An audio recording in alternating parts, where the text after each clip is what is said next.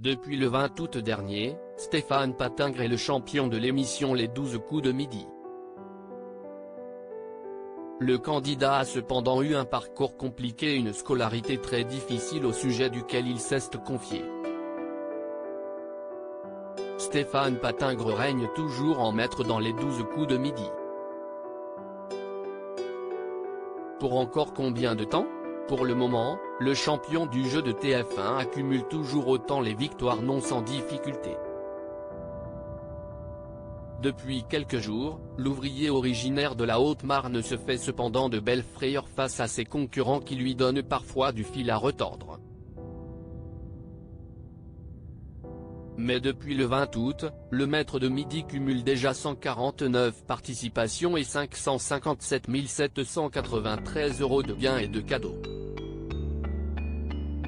Il se place même à la 5e place du classement des meilleurs joueurs du programme derrière Bruno, le recordman avec 252 participations et une cagnotte de 1 026 107 €, Eric, Christian et Paul.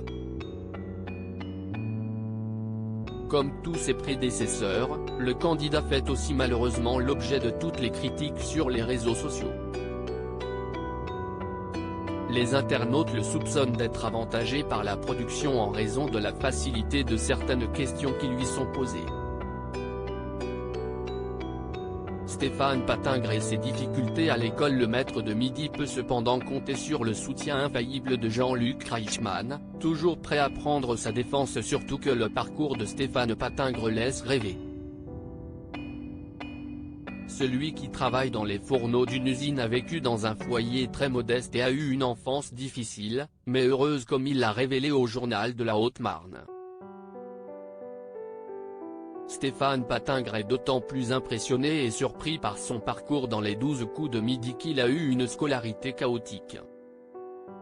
« J'aurais jamais imaginé vivre une telle chose, je ne réalise toujours pas », a-t-il confié.